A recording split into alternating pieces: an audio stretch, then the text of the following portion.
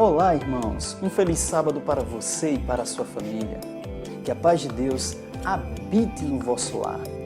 Estamos vivendo um momento muito difícil, mas o Senhor tem promessas maravilhosas para nós, mesmo em momentos, em situações tão complicadas como a que nós estamos vivendo. Lá em Isaías, capítulo 41, verso 13, assim está escrito: Porque eu, o Senhor, teu Deus, te tomo pela tua mão direita e te digo, não temas, que eu te ajudo. O Senhor deseja ansiosamente te ajudar, resolver todos os seus problemas. Deseja que nós o aceitemos não apenas como Salvador, mas como nosso Pai. E por isso nos envia mensagens maravilhosas de conforto, que nos ajudarão a superar esta crise. Hoje estou aqui para agradecer a você, contribuinte, você que por meio dos seus dízimos e ofertas tem ajudado nesta maravilhosa obra de pregação do Evangelho. Vale lembrar que, de acordo com as determinações do próprio Senhor, os dízimos são utilizados para o pagamento, para o custeio do Evangelho e daqueles que vivem exclusivamente do Evangelho, como pastores, obreiros. Além disso, o dízimo também é utilizado para a compra e distribuição de novas Bíblias, a palavra viva do Senhor. Já as ofertas são utilizadas para a manutenção do templo, e parte delas é destinada ao campo, para auxílio de outras congregações que passam por necessidades, que precisam de reformas no seu templo ou mesmo construção de novas igrejas. Portanto, agradecemos a você que tem nos ajudado por meio de suas doações e tem acreditado nesta maravilhosa obra de pregação e anúncio do Evangelho.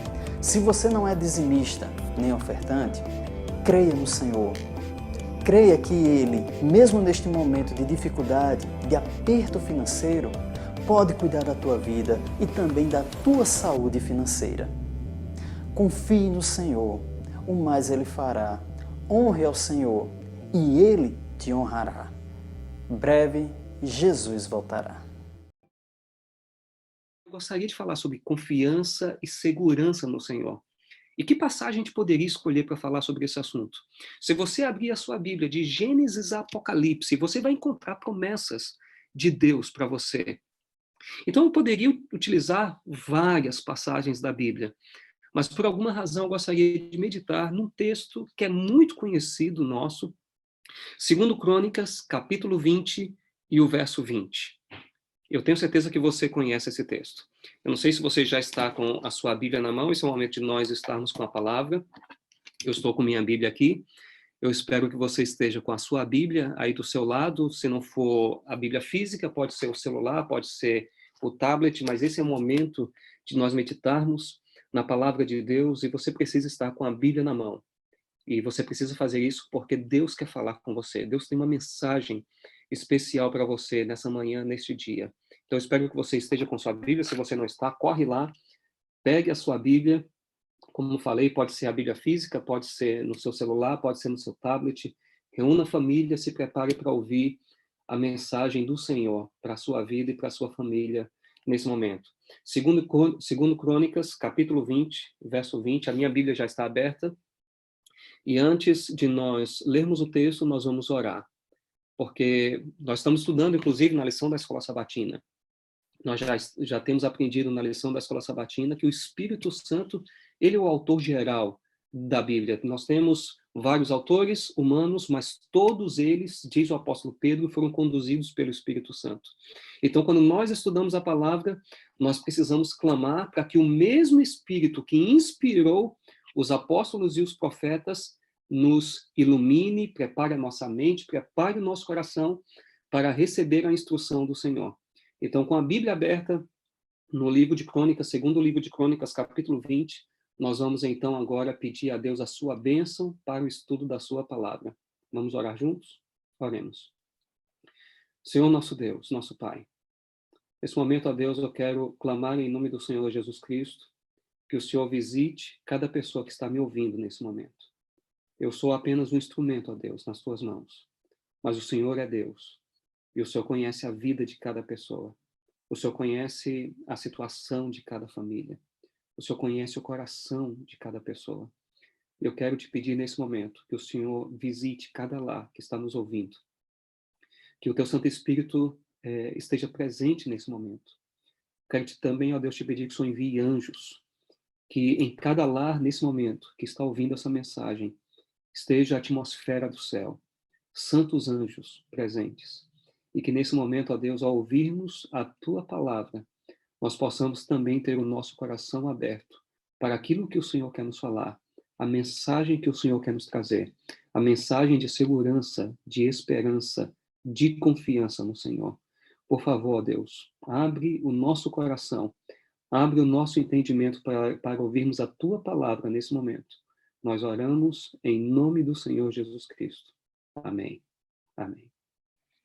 Você está com sua Bíblia aberta?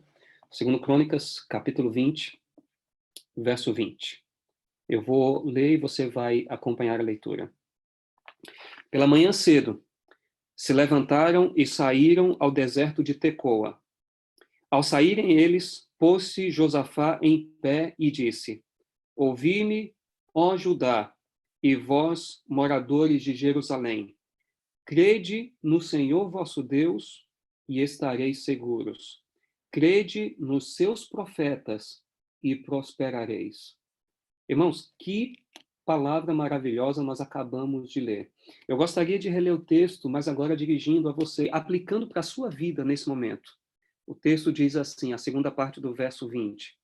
Crede no Senhor vosso Deus e estareis seguros. Crede nos seus profetas e prosperareis. Eu não sei quanto a você, mas eu fico imaginando, às vezes, que os textos talvez mais difíceis de interpretar na Bíblia, curiosamente, são aqueles textos que a gente mais conhece. Porque quando a gente não conhece um texto, a gente reserva algum tempo para tentar entender melhor a mensagem daquele texto. Mas quando o texto é muito conhecido, a gente imagina, a gente assume que a gente já conhece o significado daquele texto, que a gente já sabe o que aquele texto está falando. Mas quando nós estudamos a Bíblia, a gente deve sempre observar o que vem antes e o que vem depois, para a gente tentar realmente entender o que aquela passagem está falando. E essa passagem aqui, o verso 20 do livro de Crônicas, do segundo livro de Crônicas, o capítulo 20, é um texto conhecido nosso, mas talvez ele tem muito mais para falar do que eu e você imaginamos. E é por isso que nessa manhã eu quero falar sobre a nossa segurança no Senhor, a nossa confiança no Senhor, baseado nesse verso, mas também baseado no que veio antes. Eu quero rapidamente estudar com você a história que está por trás desse verso. E a história de uma vida, é a história de uma pessoa, é a história de um rei de Israel. Uma pessoa como eu e você, uma pessoa que tinha temores, uma pessoa que tinha problemas, um ser humano como eu e você. A história do rei Josafá.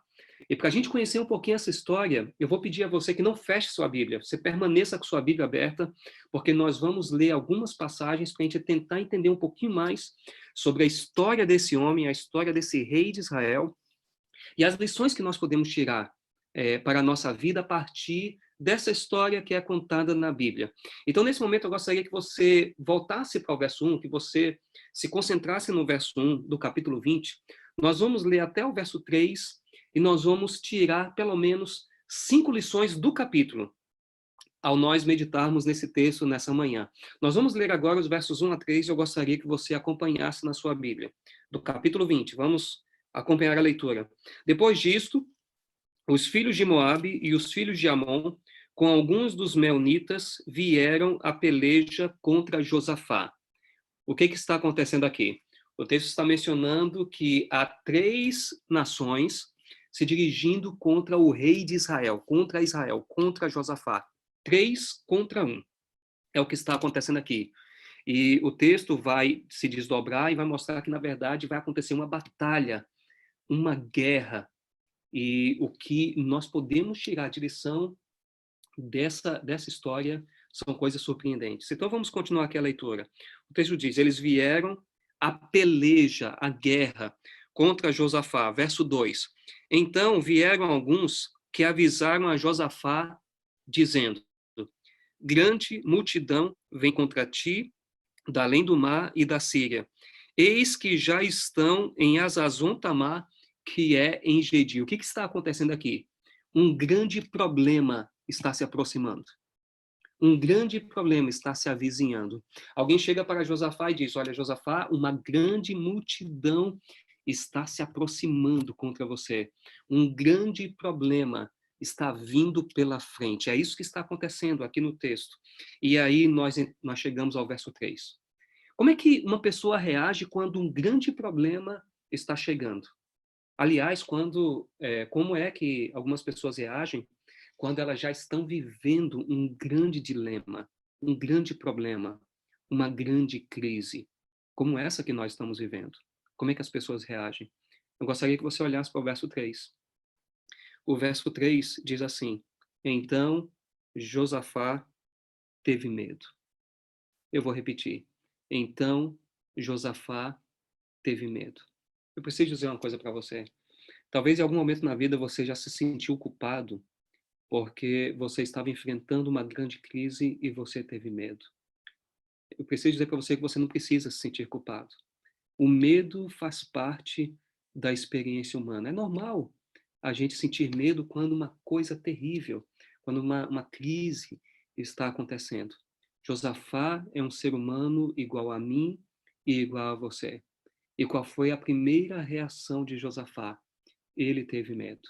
Eu fico olhando para esse texto e eu vou contar uma história para você. Eu, particularmente, eu tenho medo de coisas muito simples. Por exemplo, eu tenho medo de besouro. Eu não sei se você tem medo de besouro, mas eu tenho medo de coisas muito simples. Então, quando eu olho para esse texto, eu até me acalmo, porque eu fico pensando, não, a Bíblia fala que esses grandes homens de Deus também sentiram medo.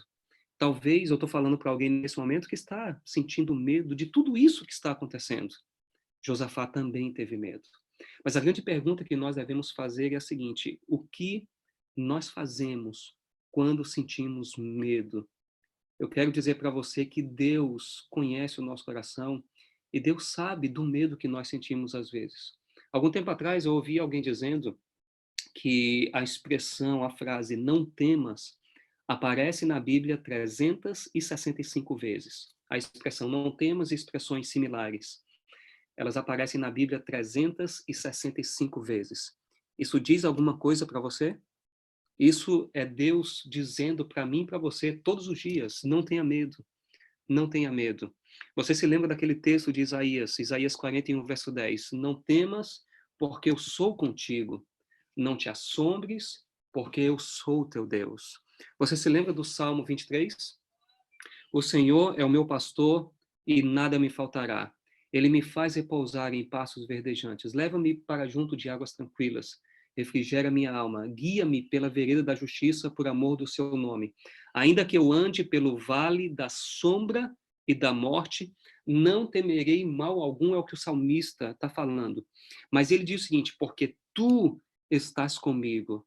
O que é que faz uma pessoa enfrentar uma crise terrível e atravessar essa crise com grande confiança no coração?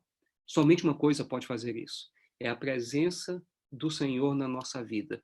O que Josafá fez quando sentiu esse grande medo? Vamos acompanhar aqui no verso 3. O verso 3 começa dizendo: então Josafá teve medo e se pôs a buscar ao Senhor. Aqui está o segredo. Aqui está a chave. Josafá percebeu que estava diante de um grande problema, um grande dilema, e agora ele sente medo, mas o que Josafá faz? Ele busca Deus. Ele busca a presença de Deus. E eu quero dizer para você nesse momento, quando a crise vem, se existe uma coisa que nós precisamos fazer, é buscar o Senhor.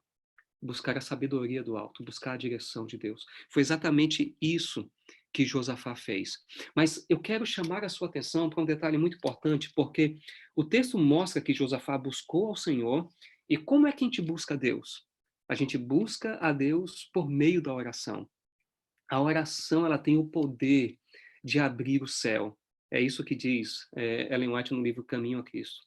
A oração tem o poder de abrir as chaves do céu. E quando nós oramos, alguma coisa acontece. Às vezes, nós oramos e algo acontece não fora de nós. A oração nem sempre muda as circunstâncias fora de nós, mas a oração sempre muda as circunstâncias dentro de nós. Nem sempre a oração muda as coisas lá fora. Sabe por quê? Às vezes a oração não muda as coisas lá fora, porque às vezes as coisas que estão acontecendo lá fora, elas acontecem porque nós precisamos mudar alguma coisa aqui dentro de nós. Então a oração nem sempre muda as circunstâncias fora de nós, ao nosso redor, mas a oração sempre muda o nosso interior. A oração sempre muda a maneira como a gente vê as coisas. E é por isso que nessa passagem nós encontramos Josafá orando e chamando o povo para a oração. E eu quero chamar a sua atenção para alguns detalhes dessa oração. Como é que nós devemos orar quando quando uma crise está diante de nós? Como é que deve ser a nossa oração? Quero tirar algumas lições a partir desse texto. Olha aqui o que diz os versos 4 e 5. O texto diz assim, verso 4 e 5. Judá se congregou para pedir socorro ao Senhor. Então, Josafá foi orar porque ele viu que na oração ele tinha o meio, um instrumento para pedir socorro a Deus. Isso não é interessante? Quando nós oramos, nós podemos pedir socorro ao Senhor. Quando as coisas estão difíceis, a gente pode soltar um grito silencioso no coração: Senhor, socorro. Senhor, me ajuda. Senhor, por favor, atende essa oração. E é isso que o povo está fazendo aqui. Vamos continuar no verso 4. Judá se congregou para pedir socorro ao Senhor. Também de todas as cidades de Judá veio gente para buscar ao Senhor. Você consegue perceber a ênfase do texto na busca ao Senhor?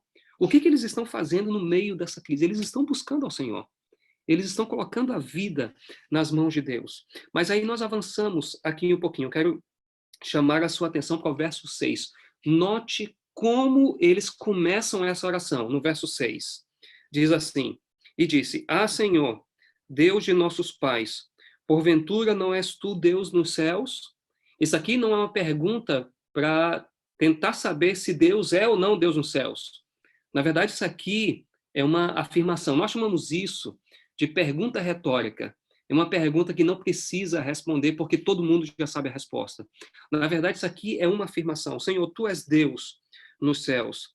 Tu dominas sobre todos os reinos dos povos da terra. Que confiança o Josafá expressa nessa oração. Ele começa a oração louvando a Deus pelo fato de que Deus está no controle de todas as coisas. Existem nações vindo contra Israel, mas ele começa a oração dizendo: Senhor, o Senhor está no controle. O Senhor domina sobre todas as coisas. Quer ver mais? Vamos continuar aqui no verso 6. Ele diz assim: na tua mão, olha só o que ele diz. Na tua mão, olhe para a sua Bíblia, verso 6. Na tua mão está a força e o poder. Na tua mão está a força e o poder, e não há quem te possa resistir. O que tem nas mãos de Deus? A força e o poder. O que Josafá está dizendo nesse momento? Ele está dizendo: Senhor, o Senhor é capaz de fazer qualquer coisa. O Senhor tem a força e o poder nas mãos.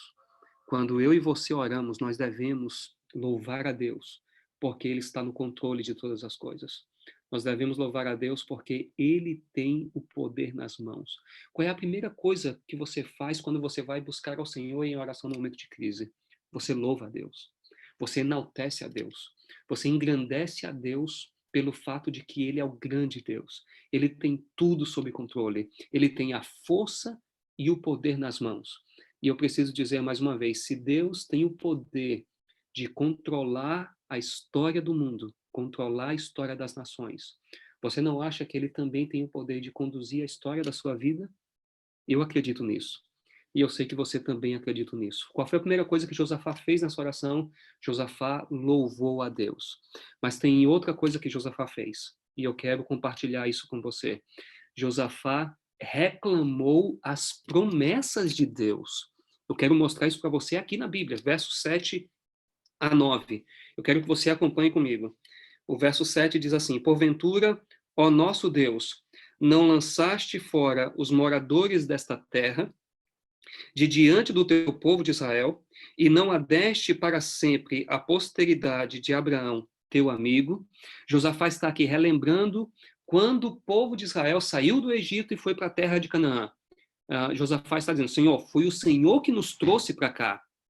Nós estamos aqui porque o Senhor nos trouxe para cá, porque o Senhor nos trouxe para a terra que o Senhor prometeu a Abraão, o teu amigo. Josafá está aqui relembrando a aliança de Deus com Abraão, a aliança de Deus com a nação de Israel. E aí ele continua no verso 8. Habitaram nela e nela edificaram um santuário ao teu nome, dizendo, se algum mal nos sobrevier, espada por castigo. Olha só o que o texto está dizendo, espada, que representa a guerra, é exatamente a situação que o povo está passando, ou fome, nós nos apresentaremos diante desta casa e diante de ti, pois o teu nome está nesta casa, e clamaremos a ti na nossa angústia, e tu nos ouvirás e nos livrarás. Eu preciso explicar para você o que está acontecendo aqui. Josafá está reclamando uma promessa. E eu quero mostrar isso para você dentro da Bíblia. O verso 9 é uma repetição de algo que já foi dito antes no livro de Crônicas, no segundo livro de Crônicas. E que situação é essa?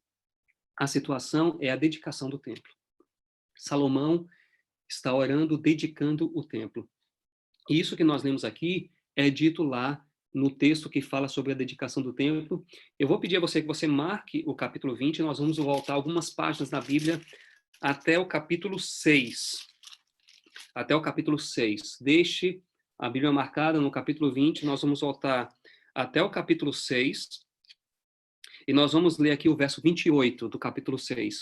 Observe que o que é dito no capítulo 20, verso 9, é muito semelhante ao que é dito no capítulo 6, a partir do verso 28. Note só, acompanhe comigo. Salomão está orando, isso aqui é uma oração de dedicação do templo, e olha o que Salomão diz. Quando houver fome na terra, ou peste, quando houver crestamento ou ferrugem, gafanhotos e larvas, quando o seu inimigo cercar em qualquer das suas cidades, ou houver praga ou doença, toda oração e súplica que qualquer homem ou todo o teu povo de Israel fizer, conhecendo com cada um a sua própria chaga e a sua dor, e estendendo as mãos para o rumo desta casa, ouve tu dos céus. Que interessante isso aqui. Eu quero que você vá até o verso 34, para você observar um detalhe importante. O verso 34 diz assim, quando o teu povo sair à guerra contra o seu inimigo. Você entendeu o que está acontecendo aqui? Salomão está orando, dedicando o templo e hipotetizando essas situações. Senhor, e quando acontecer isso? E quando acontecer aquilo? E quando acontecer isso? E quando acontecer aquilo? E quando acontecer a guerra? O que está acontecendo no capítulo 20? Josafá está se preparando para uma guerra. 3 nações estão se aproximando contra ele. Agora, eu preciso dizer outra coisa importante. Salomão faz a sua oração, e aí no capítulo 7, observe o que o texto diz, no verso 1, tendo Salomão acabado de orar, desceu fogo do céu e consumiu o holocausto e os sacrifícios, e a glória do Senhor encheu a casa. Pastor, o que isso significa? Você deve estar me perguntando. Isso significa que Deus ouviu aquela oração. Deus se comprometeu em atender o povo quando o povo saísse para a guerra. Deus ouviu aquela oração. E isso é dito claramente no verso 12 do capítulo 7. Acompanhe na sua Bíblia. O verso 12 do capítulo 7. De noite apareceu o Senhor a Salomão, ele disse, ouvi a tua oração. Você está entendendo aqui o que está acontecendo? Deus prometeu que atenderia o povo quando o povo passasse por qualquer uma dessas situações. E agora a gente vai para o capítulo 20 e o verso 9, e Josafá está orando, reclamando a promessa que Deus fez. Quais são as promessas que Deus fez na sua vida? Eu quero relembrar algumas promessas da Bíblia, mas antes disso eu preciso dizer uma coisa muito interessante que talvez você não tenha atentado aqui nesse texto. Josafá está orando, reclamando a promessa que Deus fez a Salomão, mas eu não sei se você já estudou a vida de Josafá. Josafá era filho de Asa, que era filho de Abias, que era filho de Roboão, que era filho de Salomão. Salomão é o trisavô de Josafá.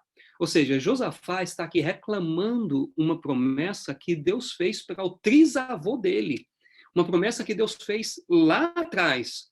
E agora Josafá está reclamando essa promessa. Senhor, o Senhor prometeu. E como o Senhor prometeu, agora, Senhor, nós estamos reclamando essa promessa. Quais são as promessas da Bíblia que chamam a sua atenção?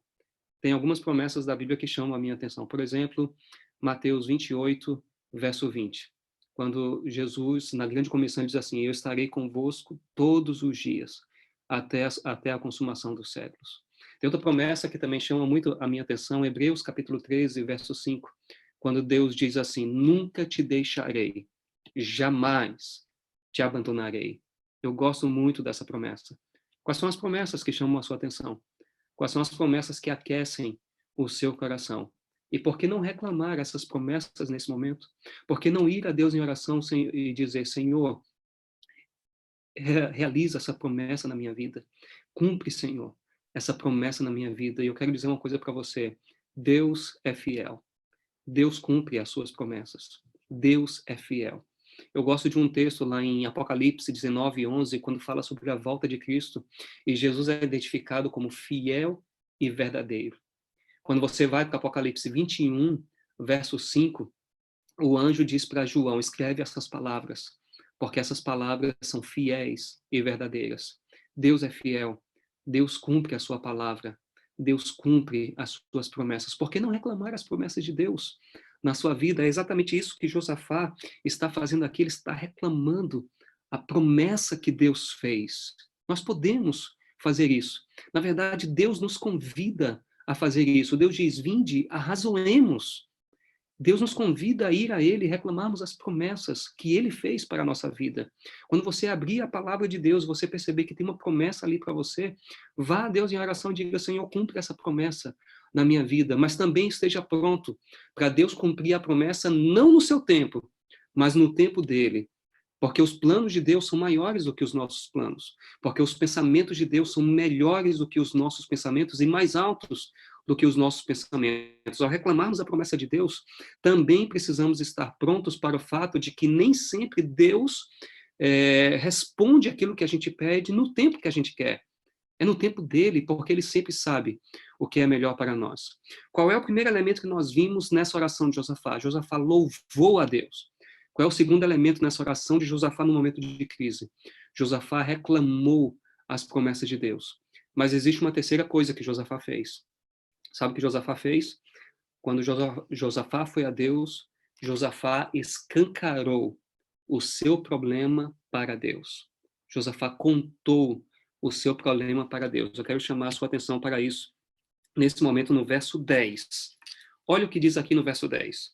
Agora, pois, eis que os filhos de Amon e de Moabe e os do monte Seir, cujas terras não permitiste a Israel invadir, e eu preciso explicar isso aqui, o que foi que aconteceu quando Israel, quando o povo de Deus tomou posse de Canaã, Deus poupou algumas regiões. E uma das regiões, essa região que está falando aqui. E agora, Josafá está dizendo: olha, Senhor, esse povo foi poupado porque o Senhor disse, o texto está dizendo, cujas terras não permitiste a Israel invadir, quando vinham da terra do Egito, mas deles se desviaram e não os destruíram. Josafá está dizendo: Senhor, o Senhor não permitiu que o teu povo destruísse essas pessoas. E às vezes eu fico pensando, por que será que Deus não permitiu que destruísse aquelas pessoas? Sabe por quê? Porque Deus é um Deus de graça. Porque Deus é um Deus de amor. Porque Deus é um Deus de bondade. Deus ama o seu povo, mas Deus ama as outras nações também. Deus amava as outras nações. E Deus queria salvar essas pessoas. Foi por isso que Deus não permitiu que aquelas pessoas fossem destruídas. Mas agora Josafá está dizendo: Senhor, se essas pessoas, se essa nação, essas nações tivessem sido destruídas, nós não estaríamos enfrentando esse problema agora. Se o Senhor tivesse permitido que nós invadíssemos aquelas terras, isso não estaria acontecendo. Note só agora o que diz o verso 11. Eis que nos dão pago, vindo para lançar-nos fora da tua possessão que nos deste em herança. É como se Josafá estivesse dizendo o seguinte: olha, Senhor, nós estamos vivendo aqui esse problema, mas esse problema não é nosso. Esse problema é teu, Senhor. Na verdade, quando um problema pode ser resolvido, eu diria que esse problema nos pertence. Mas quando uma crise, nós não temos o poder de resolver essa crise, esse problema pertence, sabe a quem? Esse problema pertence a Deus. Quando nós não temos condições de resolver, é Deus quem age, é Deus quem faz. Quando a força humana se esgota, essa é a oportunidade para a ação divina. E aqui as forças humanas estavam esgotadas. Agora, deixa eu mostrar um pouquinho mais para você como Josafá ele rasga o coração na presença de Deus. Quando nós vamos a Deus, a gente não pode esconder os nossos sentimentos. Se uma coisa está nos inquietando, a gente não pode tentar esconder isso de Deus. A gente precisa contar para Ele. E é exatamente isso que Josafá faz no verso 12. Olha o que diz aqui. Ah, nosso Deus, acaso não executarás tu o julgamento contra eles? Agora veja, 3 coisas que Josafá fala. Primeiro, em nós não há força. Em nós não há força. Você já perdeu a força alguma vez? Já chegou algum momento na sua vida que você foi para Deus e disse assim: Senhor, eu não tenho força nenhuma. Eu não tenho força, Senhor. Exatamente isso que Josafá está dizendo aqui, Senhor. Não há força em nós. E eu quero dizer uma coisa para você. Quando a força humana chega ao limite, é nesse momento que a gente começa a observar o milagre de Deus acontecendo na nossa vida. Às vezes, Deus permite que a força humana se esgote para mostrar que Ele é Deus e que a gente precisa soltar as rédeas da nossa vida e permitir que Deus seja Deus. É exatamente isso que está acontecendo aqui nesse texto. Josafá diz: em nós não há força para resistirmos a essa grande multidão que vem contra nós. Segunda coisa que Josafá diz para Deus, olha o que ele diz aqui: não sabemos nós o que fazer. Você já passou por isso? Uma situação em que você chega para Deus e diz assim: Senhor, eu não sei o que fazer. Eu não consigo ver saída. Eu não consigo ver solução. Exatamente isso que o povo está sentindo nesse momento. Josafá foi para Deus e disse: Senhor, nós não sabemos o que fazer. O que você faz quando isso acontece? O que você faz quando você não vê nenhuma saída? Eu quero dizer para você, sempre existe uma saída. Se você confiar em Deus, você vai enxergar a saída, sempre existe uma saída. Agora, veja como o verso 12 termina. Então, Josafá disse: nós não temos força, nós não sabemos o que fazer. Olha como o verso 12 termina. Porém, mas, contudo, todavia, entretanto, olha como o verso 12 termina. Porém, os nossos olhos estão postos em ti. Que confiança, que segurança. Eu até conseguiria imaginar Josafá cantando nesse momento. Que segurança sou de Jesus. Que segurança é essa que ele tem? O mundo está desabando. Tudo está desabando. Você lembra daquele no que diz? Pode cair o mundo, estou em paz. Parece que é isso que Josafá está tentando dizer para Deus nesse momento. Senhor, nós não sabemos o que fazer, nós não temos forças, porém, os nossos olhos estão postos em Ti. Eu quero convidar você, nessa manhã, para colocar os olhos no Senhor, para confiar no Senhor, para esperar nas promessas do Senhor. Tem um salmo que diz assim: espera, ó minha alma, em Deus. Espera em Deus, coloque os seus olhos no Senhor. Sempre existe uma saída. Quando nós olhamos com confiança e com segurança, sempre existe uma saída. E aí eu quero avançar com você. O que está acontecendo aqui? Veja, Josafá foi para Deus, expressando o problema que ele está vivendo. Primeiro ele louva a Deus, depois ele reclama as promessas de Deus, depois ele apresenta o problema para Deus e agora vem uma resposta. Qual é a resposta de Deus? Eu quero acompanhar com você a resposta de Deus no verso 15 E no verso 17, porém, antes disso, um detalhe muito importante no verso 14. Eu quero que você olhe para o verso 14. Olhe como o verso 14 começa. Então veio o Espírito do Senhor. Ai, irmãos, isso aqui é muito importante. Quando nós oramos, quando nós vamos para Deus em contrição, em oração, rasgando o nosso coração, rasgando o nosso peito, rasgando a nossa alma para Deus, sabe o que acontece? Acontece isso aqui. O Espírito do Senhor vem. E quando o Espírito do Senhor vem, ele vem com respostas. Ele vem com confiança. Ele vem com esperança. Ele vem com segurança. Eu quero dizer uma coisa para você nesse momento. Não importa a crise que o mundo está passando. Se você confiar no Senhor, se você rasgar o peito para o Senhor, se você rasgar tudo que você tem, se você rasgar o seu peito, a sua alma diante de Deus, sabe o que vai acontecer? Vai acontecer isso que está mencionando aqui no verso 14. O Espírito do Senhor vem. E eu quero acompanhar com você o verso 14.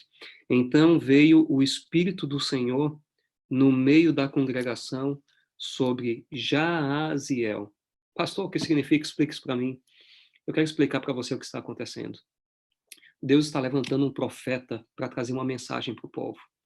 Sabe como é que Deus fala hoje conosco? Deus fala por meio dos profetas. Deus fala por meio dos profetas. Aqui está a mensagem de Deus para o seu povo, a palavra de Deus. Mas existe um detalhe importante. Você sabe o que significa o nome Jaaziel? O nome Jaaziel significa o seguinte: Deus vê. Não é interessante que nesse momento de crise nacional, Deus levanta um profeta cujo nome significa Deus vê. Sabe qual é a mensagem que Deus está trazendo para o povo? Deus está dizendo: eu estou vendo o que está acontecendo com vocês. Os meus olhos não estão fechados. Os meus ouvidos não estão fechados. Eu estou atento a tudo que está acontecendo. Eu estou observando tudo que está acontecendo. Imagine esse homem, Jaziel, se levantando. O nome que significa Deus vê. Esse homem se levanta e traz a mensagem do Senhor para aquele momento de crise. E que mensagem é essa? Nós encontramos no verso 15. Olha o que o profeta de Deus diz. Dai ouvidos todo o Judá, e vós, moradores de Jerusalém. E tu, ó rei Josafá, olha a mensagem de Deus para Josafá. Ao que vos diz o Senhor, não temais, nem vos assusteis, por causa desta grande multidão. E o que Deus vai dizer agora, no final do verso 15? Porque a peleja não é vossa, mas de Deus. Você entendeu o recado? A peleja não é sua. A batalha não é sua. A batalha é de Deus. Sabe o que o apóstolo Paulo diz? Você se lembra do que ele diz? Em Cristo nós somos mais do que vencedores. A peleja não é nossa. Você quer ouvir mais? Deus repete no verso 17. Diz assim: neste encontro não tereis de pelejar. Tomai posição, ficai parados e vede o salvamento que o Senhor vos dará, ó Judá e Jerusalém. Não temais, nem vos assusteis. Amanhã saídes ao encontro, porque o Senhor é convosco. Você entendeu a mensagem? É Deus dizendo para você: eu estou com você. Eu estou com você. Eu estou vendo tudo o que está acontecendo. Eu estou vendo a crise que está acontecendo no mundo. Eu estou vendo o coronavírus se multiplicar. Eu estou vendo o número de casos aumentar. Eu estou vendo o comércio parado. Eu estou vendo todas as coisas. Deus está vendo, ele não está com os olhos fechados, mas Deus está trazendo uma mensagem de conforto, de segurança, de esperança para mim e para você nesse momento. Deus está dizendo: essa peleja não é de vocês, essa peleja é minha. E eu quero dizer uma coisa para você: quando Deus peleja, Deus vence, porque Deus nunca perde uma batalha. Deixa eu falar uma coisa para você. O nome Miguel se aplica a Cristo, é Cristo. E o nome Miguel é aplicado a Cristo 5 vezes na Bíblia, apenas 5 vezes. E todas as vezes que o nome Miguel é aplicado a Cristo na Bíblia, sabe o que significa? Jesus está em batalha. E quando Jesus batalha, sabe o que acontece? Ele vence. porque ele é Deus poderoso, vitorioso, vencedor. Jesus está dizendo para mim e para você, Deus está dizendo para mim e para você, eu estou vendo tudo o que está acontecendo. Essa batalha não é de vocês. Essa batalha é minha.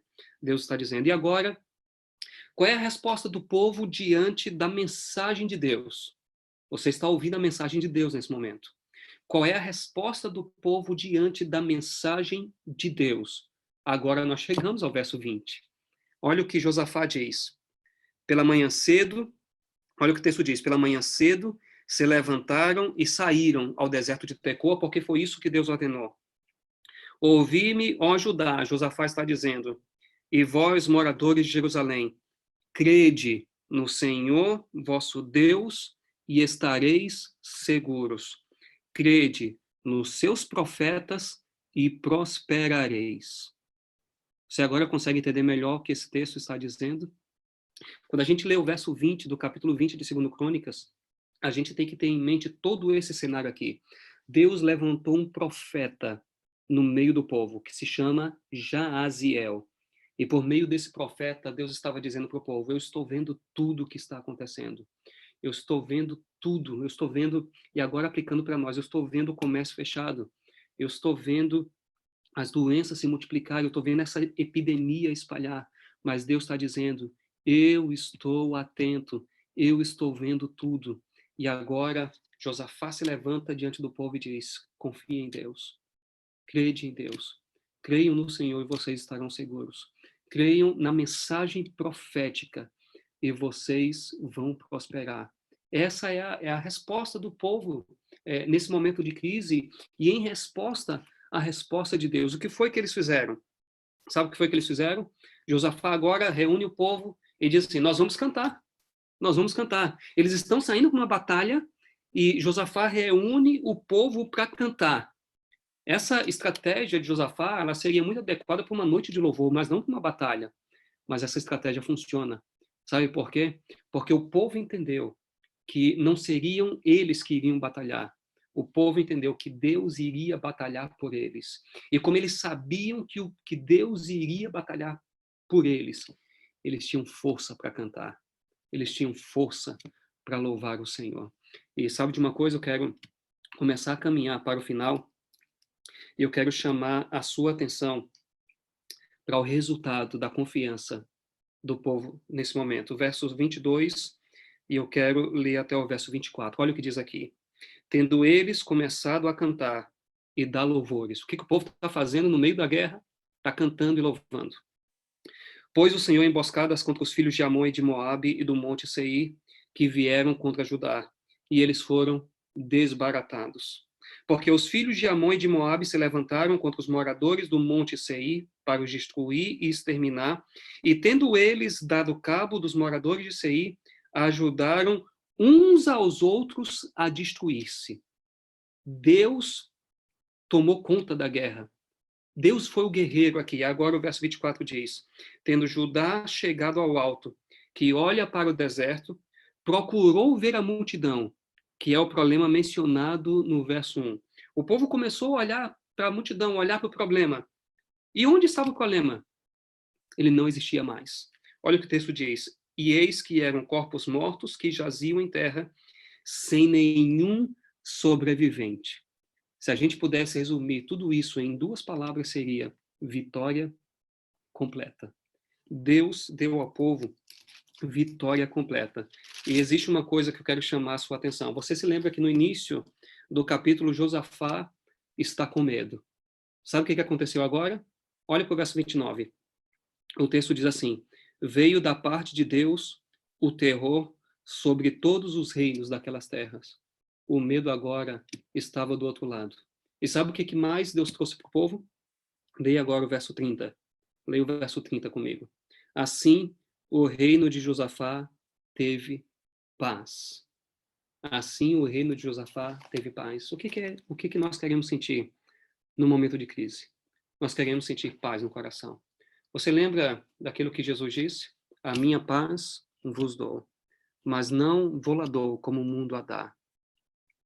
A paz que Cristo dá é a paz que excede todo entendimento. O mundo não consegue entender essa paz.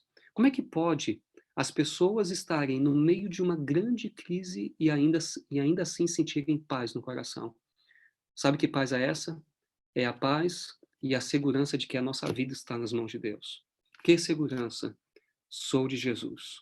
Que segurança? A nossa vida está nas mãos de Deus. É possível sentir paz em meio à tormenta. É possível sentir paz em meio à crise. É possível sentir paz mesmo quando tudo está desabando sobre a nossa cabeça. E é possível sentir paz, porque esta paz, ela é algo sobrenatural. É algo que o Senhor nos dá quando nós vamos a Ele em oração, quando nós rasgamos a alma diante dele em oração, quando nós chegamos para o Senhor e reclamamos as promessas do Senhor, quando nós vamos ao Senhor e o louvamos pela grandeza do seu poder, pelas maravilhas do seu poder. Tudo pode estar desabando ao redor, mas nós sabemos que Deus está no controle de todas as coisas. Quando isso acontece, quando nós vamos a Deus, nós podemos experimentar paz no nosso coração.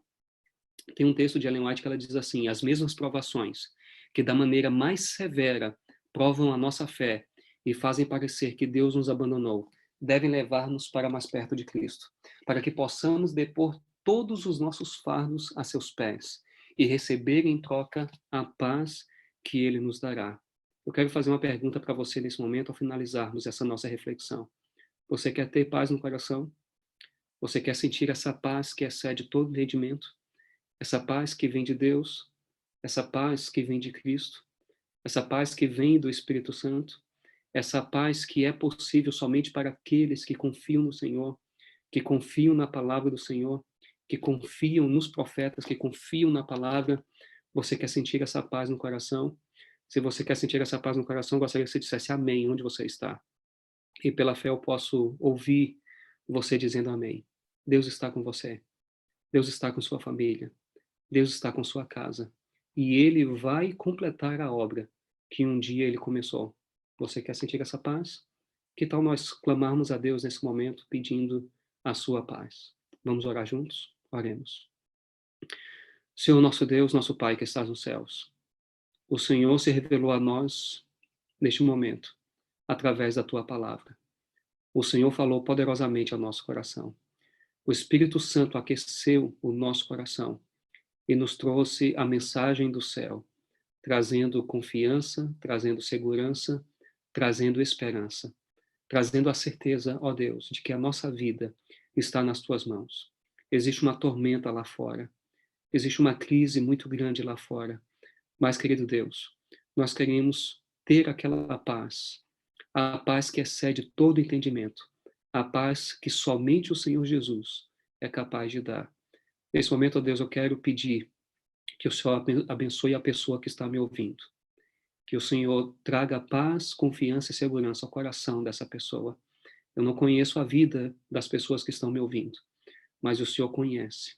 E o Senhor está presente na vida de cada pessoa nesse momento. E eu quero clamar em nome do Senhor Jesus Cristo, que o Senhor cumpra aquilo que o Senhor prometeu. O Senhor disse: nunca te deixarei, jamais te abandonarei. E nós queremos agora, ó Deus, clamar essa promessa na nossa vida. Nós queremos também dizer para o Senhor que nós confiamos no Senhor. Nos ajude a mantermos a nossa fé intacta até o último dia. É o que nós te pedimos e te agradecemos. Em nome do Senhor Jesus Cristo.